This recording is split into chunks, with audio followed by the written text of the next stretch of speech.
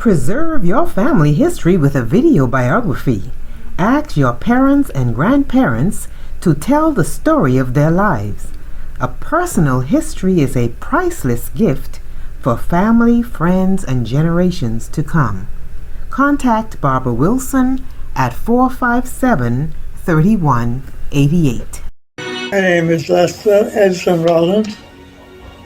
I was born in 1925. 1925. And what did you say your middle name was? Edison, Edison. Edison. Yes. Okay. 1925. And my mother, who is your sister, you are her oldest brother or eldest brother. Orville Rollins Gibson was your, she was the third child of your parents, the third living child. Fourth, eh? Third or fourth, yes, okay. Okay. Phyllis Lester Max over four. Right, okay.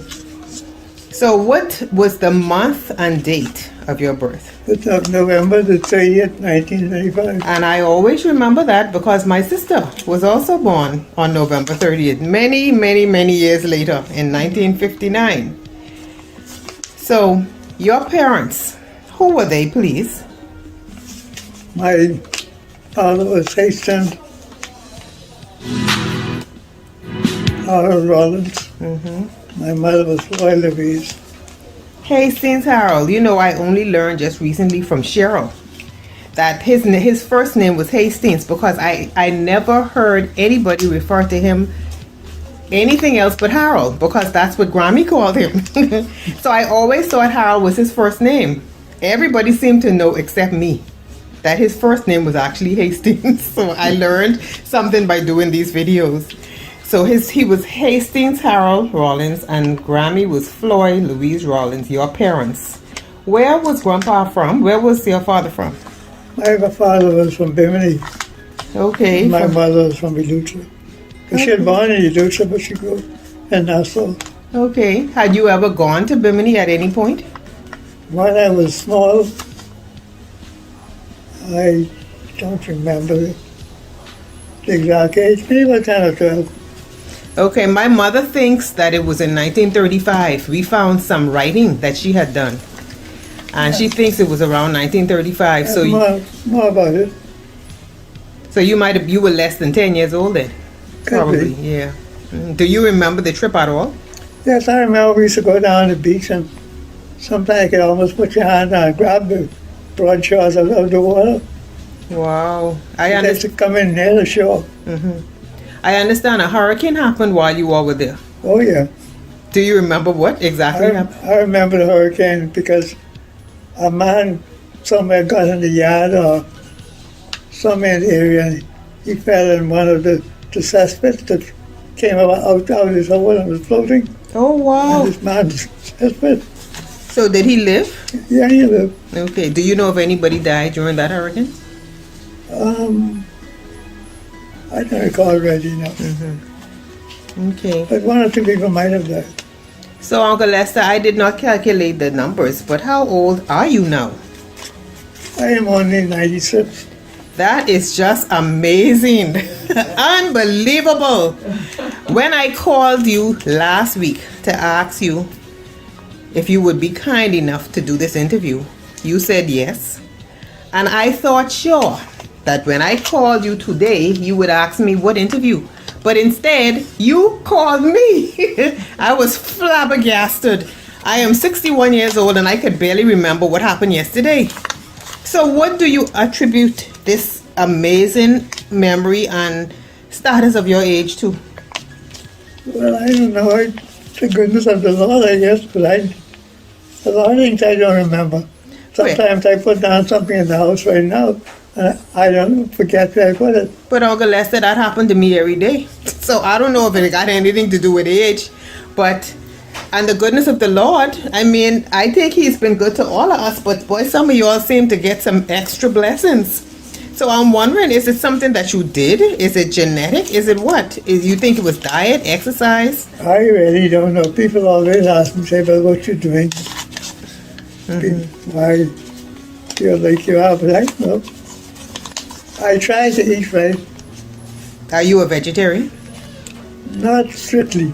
I eat a little fish now and then, Okay. but I eat mostly veggie meat. Veg, I think that's a bad thing to eat too much of because of its salt content. Right. Yeah.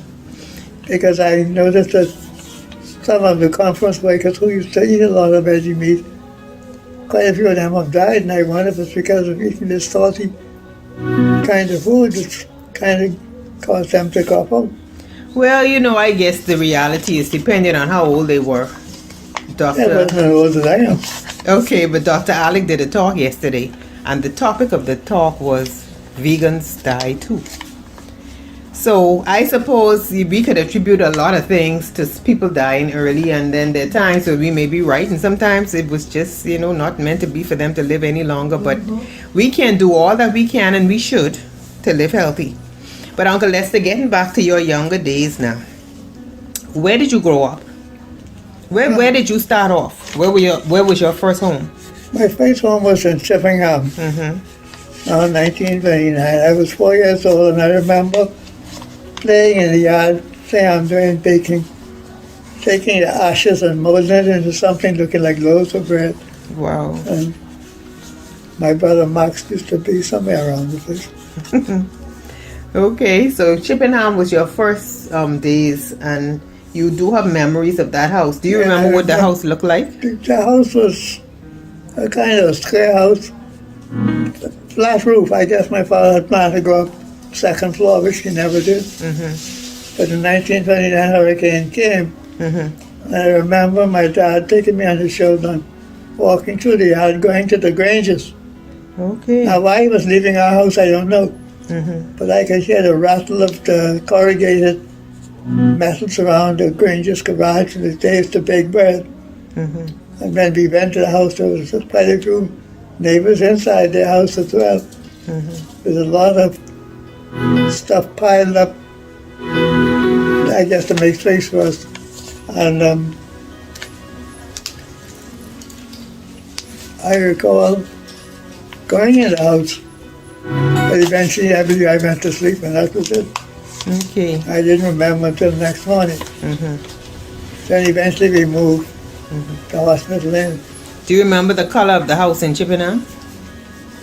It's kind of white. It wasn't painted any special color. Do you remember where? You think you could find where that house was now today? But if I could find where Reverend Sanders is, that's where the house was, because he bought the lot. Reverend Talmadge Sands.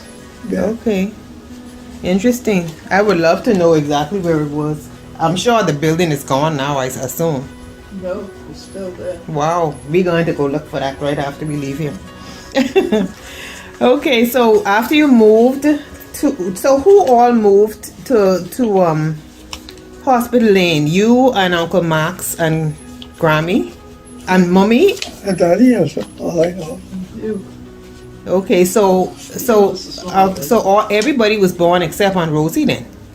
Yeah. Yeah. Wow, I didn't realize y'all stayed in Chippenham that long. So they were fairly, big enough to know what was going on when they moved. Okay, Yeah. all right. All right, so the house in Hospital Lane, was that a house that was built by who? The house in Hospital Lane, my dad built that house. When we moved there were two row houses in the garden toward the back. The first one you would meet was where great-grandma and grandma lived. That's a two-room dwelling. Okay. And there was a big bed inside the first room. There's a bed in the second room. My great-grandmother used to sleep in the front section, and I don't recall exactly who used the second room, but I remember when Marge used to have children, she used to be in the second room. Okay. Now, across from that house was the kitchen. Yeah. That was a two-room building, Separate. and that had, I guess you call it a baker, built out of brick. It was oval shaped, and you had a door to close. And Grandma used to make the bread and put them on something she had to slide the loaves in, and 4 or 5 pans would be in there. And when she think the bread was brown enough, she'd push this thing and pull the bread out. And that would be some nice bread. Wow. That was the kitchen. I could taste that now. Yeah, that was the kitchen. They had the store. And, So the kitchen was a separate room, a separate building altogether. yes. And Okay. in the kitchen there was another room. Okay. And in that room is where we went when we came from Hospital Lane. Because there's no other house for us to live in. So the house that you ended up in Hospital Lane wasn't built when you moved there. No. Oh. He's been Okay. So you lived in this room next to the kitchen. Yeah. Initially, Right. and that was just one room. Yeah, it's one room. All y'all was in one room. Yeah. Wow. It had a couple of beds and different beds. And The children, you know. That's interesting. Okay, so do you remember if you were in school yet at that point? I don't recall when I went to school. I understand Grammy allowed everybody to go when they were 7. Yeah, round about that. Yeah. Okay. Now, my mother always had it in her mind that we would not attend the government school. But I remember Aunt Marge, she allowed her children to go to government school Okay. because some of them went to Western Senior. Okay. But we had to go all the way up to Hawkins to the Adventist school, and then we taught as children. That school wasn't as instructive as the government school. At least not in academics. Yeah, not it was in probably instructive in Bible, In Bible, Seventh-day Adventism, right? Do you remember much about the school itself? Like who were the instructors or the people you went there with? Yes, I remember when there were 2 brothers there, 2 Reeds from Jamaica. I don't remember the name of the one who was acting as mission president, because at that time the church was a mission. And there was David Reed and his brother. David was a teacher and his brother was a pastor. So I believe the pastor was head of the mission office. Okay. Then after a while they left. But you know the funny thing about school, when the lunch session would come, the teacher would lock the schoolroom up and all the students would be outside. Some would be roaming through the bushes and getting the mischief sometimes. So at lunchtime, the school was locked? Yeah, because he went back home for lunch. Oh. He lived somewhere down over the hill near the Samilians. And so they were close to the school and we'd be left on our own. I said, well, So about how many children you think went to that school? maybe, I don't know, 25, right? So you all were instructed in one room or were you There separated? was one big room Uh-huh. and we were divided into classes. Okay, so they taught according to grades in that Yeah. one room. I don't recall how many teachers we had, but I know we had David Reed was the principal at one time. And he might have had assistants to teach in the other grades. So, And go ahead. when they left, then Miss Zoe Lawrence came, and she was the head teacher. Okay. So, when you say they roamed through the bush and got in trouble, what kind of trouble did the young people get in back in those days? I thought they were all saints. But one time, okay, I just come to mind, got a young lady pregnant. Oh, wow. They were in some serious trouble. Yeah. Okay, so do you remember the names of some of your schoolmates? I remember Joyce Salter. Yeah. Her father was a teacher, and he became the mischievous, and that's why Joyce came along. Okay. And finally, after he went back to the States, he sent for his daughter, Okay. had her finish school over there, and she got married. And several years later, she came back to Nassau, and I saw her 'Cause I had a little crush on her one time. Yeah. I heard my mother talk about this Joyce Salter, but I never really knew anything about her. Yeah. So did she stay in Nassau when she came? When she came back from school, she came on a visit. Oh, okay. By that time, she was married. Okay, so she ended up living and moving to the So, States. yeah, so she died. I understand she She did. died recently. Oh, Yeah, she recently died. Yeah. okay. So you remember any other names? What about the Bow kids? Who? The Bows? No, I don't recall them being can't school. recall. Another name I remember, Lowe's Pharmacy. Mr. Lowe used to come to our school. Oh, really? Billy Lowe? William Lowe? Yeah. Oh, okay. So that's the connection. So he did come to that school as well. He came there, yes. And Clevel Collins and Boyle Collins. They may be deceased now, but they came to our school. So they were they Seventh-day Adventists? No, they weren't Adventists. Okay. They were Conky Joe. Okay, so they just came because it was available private I school guess, for yeah. students, right? Interesting. So, when you think about Hospital Lane and some of the things that would have happened there, can you think of when you think of your siblings? Can you give me a little information from your perspective about each one of them? Like, what were their personalities like? You know, what would you say about Uncle Huey, Orville, my mother, Uncle Max? What was there anything that stood out about each one of them? But one thing I remember, I never used to, you and I never got in any arguments. But Max and I always got in arguments. Because, see, he was kind of a glamour boy. And Sundays he'd want to go out. And sometimes he wouldn't have his shirts washed and clean.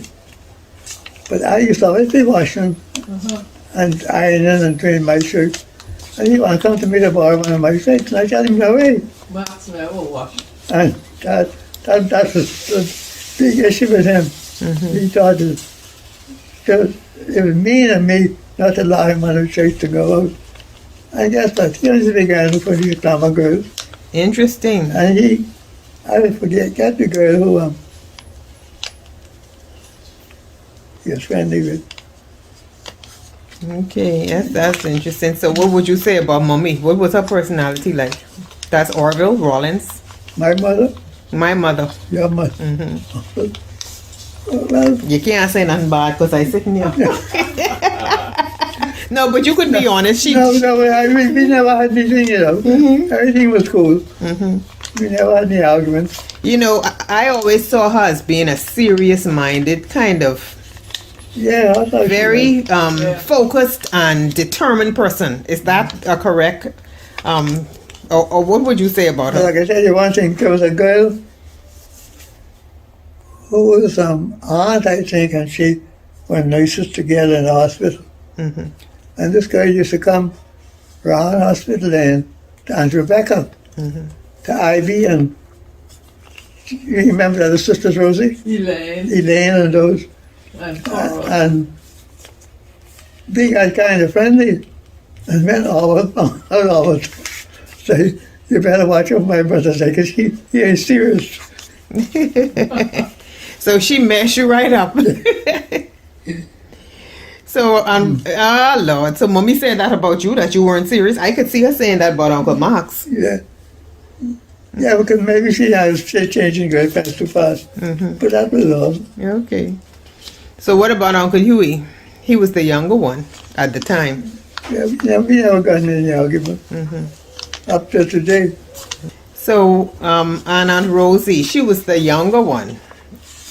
I never had anything with any, I can tell you what I remember, we used to go to church. I had a bicycle, He used to ride the and I used to put Rosie on the crossbar. I had a piece of board, crossbar, for her to sit on, because the bar, you know, is not too nice to sit on I long. remember that. And so I rested a piece of board, then she used to sit on it, and I used to ride at the church. Uncle Lester, what do you remember about Aunt Ruthie the most? Not much. See, that time you have blankets, in Jamaica, I lose a lot of things. Mm-hmm. So was she was still in Nassau while you were in Jamaica though, right? I don't know. I left her not. Okay. But when you came back, she was gone? Yeah. Okay. Yeah. So there was not much was in that you New York. remember.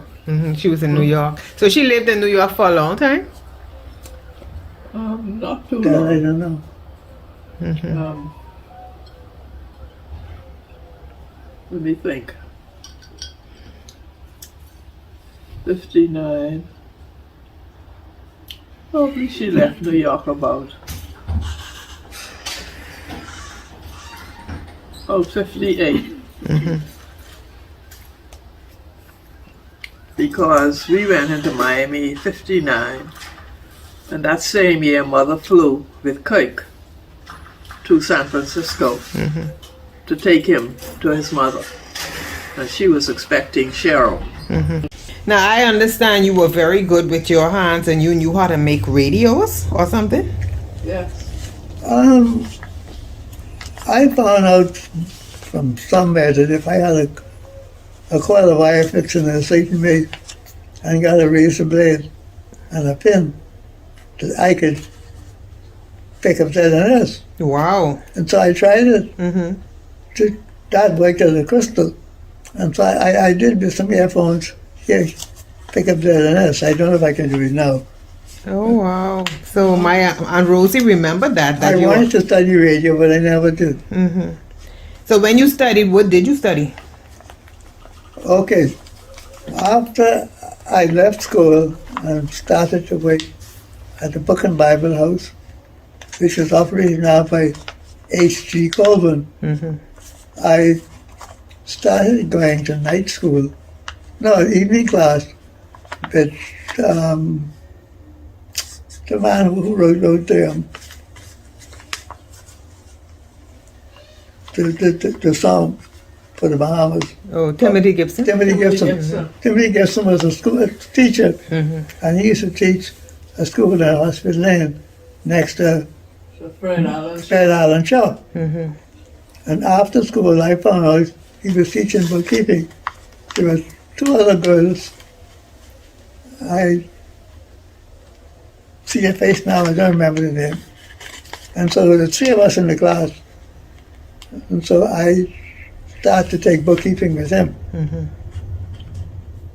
Then finally, I went to Miss Mortimer, just across the road from the school, and I took typing. Okay. And so after the Coleman noticed that I was interested in doing penny school, he asked me if I would like to go to Jamaica to school.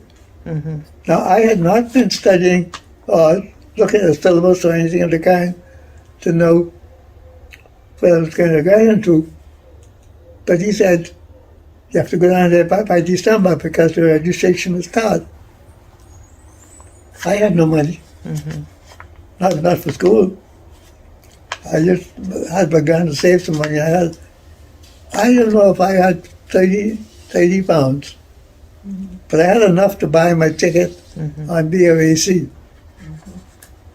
And when I went to school, I might have had about, don't know if I had 20 pounds in my pocket.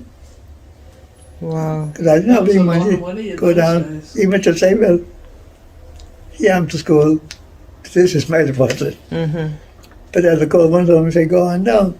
And he will arrange for me to work in the print shop. The print shop was the highest paying place on the campus.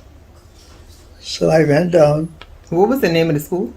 West Indies College. It was in Mandeville, Jamaica. And I started up with Elder McKinney. Oh, was it McKinney? No, yeah, McKinney. Silas And McKinney. Silas McKinney and Elder Scavallo now. Neville Scoville. Neville Scavallo, and the three of us. But they finished performing now. I know the times money got tight with them too. Where they got the money from. But unfortunately, I was dumb and ignorant. I didn't even write back home and tell Mother I reached. I don't even think I told the Colburns anything. Okay. But they came down there and saw me one time, must be just before they were leaving. And after I came home, I made a purpose to call them and thank them for what they had done for me. Excellent. So how long were you away? 10 years. Wow, 10 years. But I never thought that I wanted to stay down there forever. But Mother said she thought I wasn't coming home anymore. They must have really missed you all that time, because it wasn't like you could just pick up the phone and talk to someone like we can today. It must have felt as if you just was gone and didn't exist. We wrote a lot of letters. Really? So you all wrote him? Yeah, the letter days. I remember the days, because even I was in the letter days, but nobody writes letters anymore. You could just turn on your phone and just talk to them and see them at the same time immediately. Imagine that. So did you miss home a lot? Yeah. But one thing I remember in my mind, my mother said, if you want to stay there and make it, you'll make it anywhere in the world. So on that premise, I thought, well, let's stick with it. So I had to drop out classes twice. That's what caused the delay, you see. When you once break a class session, you got to wait till next year. Okay. Then start all over again. So that took some time, but anyway, you did end it all, and you did come back home. Yeah. So, with regards to Hospital Lane, there was a place above where you live called the Villa Doyle. Do you remember that palatial home? I remember the water came out of it. It's actually referred to as the Villa Doyle. Oh yeah, I remember that because I know when the water came out out our parties. And our big giant band playing and everything. So you all were able to see and hear everything? Yeah, when you get drunk, you see him come out of the porch, making all kind of noise and carry. Were you all ever allowed to go in that yard? We never went over there, no. No. Did you ever talk to him? No. No. But you just observed what was We going on? used to talk to his butler, I think. There was a man from Jamaica was living there. Yeah. And he had about as big as this yard or bigger, this area. He used to keep his turkeys there. And when they were out, the turkey feed him with a lot of grits. And they used to fatten them up. Okay. Interesting. And the man used to have some nice big pudding and whatnot sometimes. I used to climb from the tree and look out the wall, and he'd see me, and he'd come and bring me some to eat. That's nice. I always was interested to know what kind of impact, being so close to that place did, and whether there was any history that maybe would be interesting, for the average person. Of course, we do have history recorded regarding that house and persons that would have lived there. But it was really very close to where you live, because I went up there the other day to buy a book, and when I looked down, I was like, but wait a minute, it's right there. You could see and hear everything. So I was in fact, I did a video called Just Below the Villa Doyle and talked about Hospital Lane and your lives there, just the little that I know. Can you tell me much about your grandmother? One thing I can remember, I see her now, she used to like to read a lot. What was her name? Her name was Evangeline. Evangeline was... Is that right, Rosie? Louise, Evangeline, Louise. Okay. Antonio. So that she would have been, your grandmother. Yeah. So she used to read a lot. What did she like reading? She used to like to read Ellen G. White's books. Now, she didn't have any of her own. But my dad, he had a bookcase built in the wall. She flush with the wall, but and seated in the back, there was a compartment. They could open the screen doors and put the books in there. And so she would come and sit on the floor. She'd take Sofa right underneath. Yeah, she'd come and take out a book and sit down on the door, and she'd read to her heart's content. Then she'd finish, she'd put it back up. Interesting.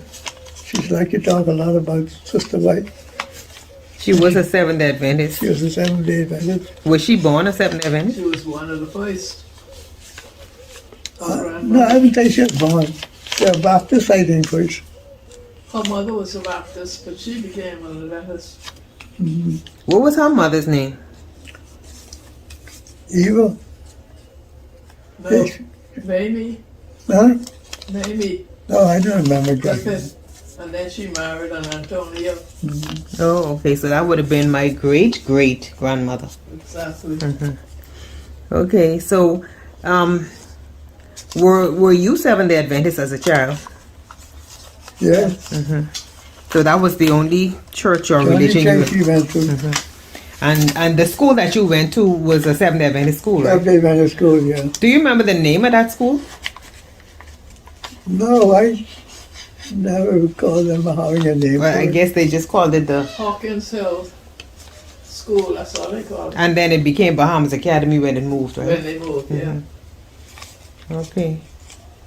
Do you remember having prayers in your home on a regular basis? Did you all have worship daily? Yes, my mother especially. Because sometimes Daddy would leave early in the morning. And Mother would be the one to call us together for worship. Morning and evening. Wow. Yeah, Grammy was a godly woman. I could honestly say she always held on to her faith in God. What were your circumstances like regarding, I guess, your ability to have the things that you needed? Was there any situations where you didn't have food or clothes or anything like that? We wasn't rich. We didn't starve. But we always had something to eat. Thank God. We had a little amount of clothes. I remember my mother used to have to patch the back of our pants when you sit down on the clothes. You know, wear. There'd be a patch clothes. Now that I have more than I can take care of. To God be the glory. Yeah. It's amazing sometimes when you look back to where you came from. Yeah. God has truly been good. Yeah, but I remember Sabbath mornings we get ready. And if I had my bicycle, I used to walk to church. Because in those days there wasn't much transportation. Right. And you didn't ask anybody for riding their car. So we used to walk. Even coming from school, I walk home. And then the students would try to pick at marks. Like sometimes you say something about your ma and you want to stand back to fight. I try to get out of the way and go home. So did Uncle Max fight? You know, fight, but you stop and row with them. You know. Yeah, he seemed to have been the most colorful of the 6 children. So do you remember much about Mommy going into nursing? You was here then? You weren't here? I don't think so, no. You missed a lot in those 10 years. I left Jamaica. I left the Bahamas in 1949. And I never came back until 60. Wow. So you miss out a lot. There's a lot of things, man. And all. Okay. Yeah. So nobody from Nassau ever came to Jamaica to visit you? I mean, of your siblings or close family? No one never came. Oh, it was funny. So Pa Henry was your grandfather. That was Hastings Harold's father. Yeah. Okay. Okay, did you do any cooking? Did Grammy ever teach you all about baking or cooking? No, not that I recall. So she did all the cooking then? Mother? Yeah. No, but I used to do on Sabbath. Sometimes I would prepare a potato salad for Sabbath. What about chores? Did you all have chores or? Oh yeah, I used to scrub the floor. Toast water, clean the yard, Right. wash my clothes. Can you describe the house that you lived in? I wish I had a picture of that house. What color was it? Well, because the house was not completed outside, the one coat of stucco was on it. The house was painted. I thought it was green, no? It was like aqua green. Okay. If they tried to paint it, but it wasn't completed like he said on the outside. Now, So- inside, there was varnish stain. Inside was painted. The floor was varnish. The floor was varnished. Uh-huh. As you walked in, what did you see? There's a big round table. Right, had a big mahogany table Right as you walked in the door. in And the then, middle of the house, dining room table. Then over at the western corner, there was We call it A place window, where they- window seat. they could sit, or you could sleep on it in the night. Yeah, they and put cushions in that, but you could raise it up and put things down inside to keep it. were there windows? One Yeah. window, two windows, Two windows, one to the front and one on the western side. and the side door. Grandma used to like to sit in the side door and read. And Huey's tamarind tree was right out a few feet from that door. So there was a door leading out to the yard in the back? Right. Yeah, Oh, I never realized that. and to the back, near the top of the tree, I had a cherry tree. Right. Right. They name all the fruit trees after all the grandchildren. Okay, so that was your cherry tree. Yeah. Me and Herbert had a cherry tree. Huey had a Tamarind tree. tamarind tree. Grandma had a tamarind tree too. And in the back, and Macy had a cherry tree. But most of the family, Grandma named the different trees after different children. Okay. So, it was like that. Okay, and there was no running water, right? No, So that didn't come till later. Okay, but you had electricity. Till about the 50-something, 54, 56. But we had electricity. What was politics like around that time? Who were the politicians of the day? The UBP was in the government. And I thought they governed well. Were you interested in the UBP at the time or in politics at all, Uncle Lester? no, Did you pay attention to what was going on politically? no, I didn't. Okay. But when I used to work at the Tribune, I got a little upset with the politics. So I said, let me get out of the Tribune, and I left. Okay. And went to John Bull. Was there a lot of prejudice going on at the time? Yeah. Because some colored people couldn't have a certain job. In the bank, you didn't see any colored tellers there. Did you yourself experience any overt prejudice? Like anybody ever mistreated you because of your color? No. Never. But it's just that you knew that there were certain jobs you couldn't have. Yeah. Well, that was the cry of most people in those days. So, like Aunt Rosie and Uncle Huey have attested to, and my mother as well, you never really experienced overt prejudice. And many of your friends were Caucasian, is that true? Yeah. Well, see, like this, when I was at John Bull, they had a bookkeeper who was Conky Joe. He decided he wanted to go to Africa to live with some of his friends. But I used to help him with the night deposit. And so when he was leaving, I understood. And Mr. Hayes was looking for somebody to do the book with. He told them that I could do it. But no one ever asked me. And I didn't have any urge to want it because of paying advantage. And they'd want me to work on Sabbath. Right.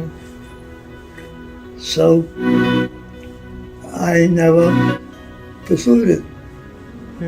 But it came a time when I believe someone was trying to stop me from getting it if they thought I would get it. That they came and accused me of not putting in his sale.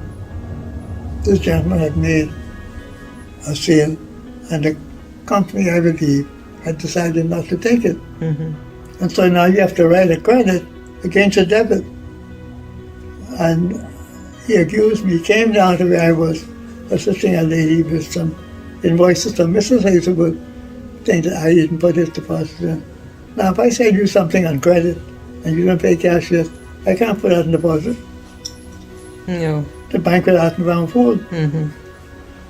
So I believe this person was trying to block me from getting a job, trying to tell you that I was doing. Mm-hmm. Yeah, experiences, I tell you. So Well, you. Mm-hmm. that ended up into something I should not have done. Mm-hmm. Because instead of him turning and walking away, he grabbed my shirt as if he got me under arrest. Mm-hmm. And I told him about 6 or 7 times, let me go. And he wouldn't. So he was mad and I was getting mad now. And I lose my patience. I punch him. Oh, wow. And so for that now, for the last 21 years, he's trying to get me. So, John Bull, you were there for many years, weren't you? I was there for about almost 30 years. Okay. All right. And you retired from there. I retired from there. Excellent. Yeah, most people I know you from working at John Bull. I went to the food store. Now I be in there, a man or woman would come to me and ask me if I remember them. Mm-hmm. Yeah. But you had your own business after that. Huh? You had your own business after that. Now in between that, while I was doing that, Mm-hmm. What type of business was that? that was a janitor thing. I used to shampoo carpet. Shell, remember? I had Oh, shell- yes, I yes. had shell for several years. Shell Bahamas. Mm-hmm. And some of the lawyers' offices. Yeah, McKinney on the top of Hospital Lane. Right. You were married. You are married, right? Yeah, What is your wife's name?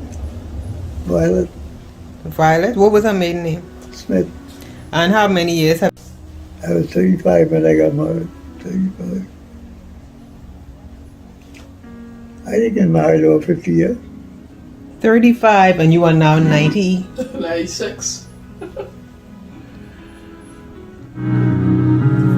Yeah, it's been more than You 60. got married 61 years? How about that, yeah? Yeah, 61 years. Wow, to the same woman. That in itself is a feat. Especially nowadays. Yeah. To God be the glory. Yeah. And I understand you play the piano. Yeah. When did you learn to do that? Well, I began before I went to school in 49. Mm-hmm. I watched Sister Vera Hanfield play, and I asked her to teach me, and she said she would, but it never happened. Mm-hmm. But I never gave up. The first 2 notes on the keyboard I could point at any time was C and F. But eventually, by boiling bits of music, I learned all the notes. Mm-hmm. And so when I went to Jamaica, I was just barely able to read music. But I kept fumbling around. We had a guy come from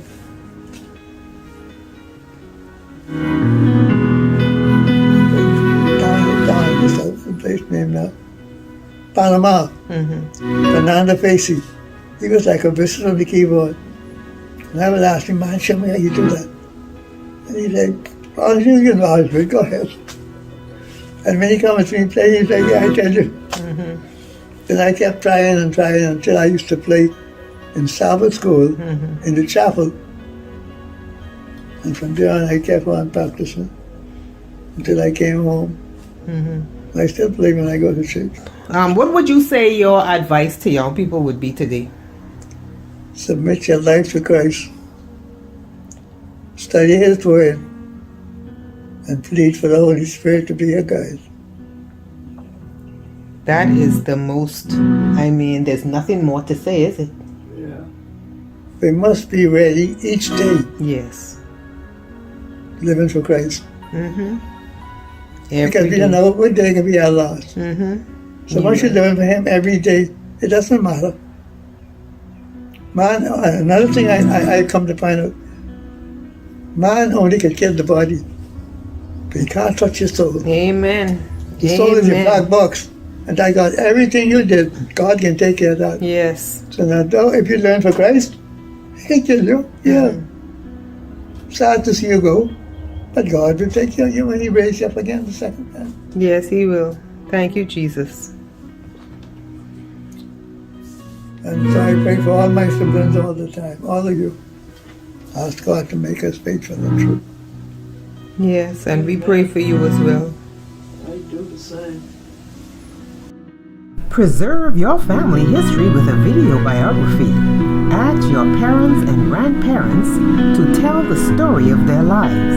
A personal history is a priceless gift for family, friends, and generations to come. Contact Barbara Wilson at 457-3188.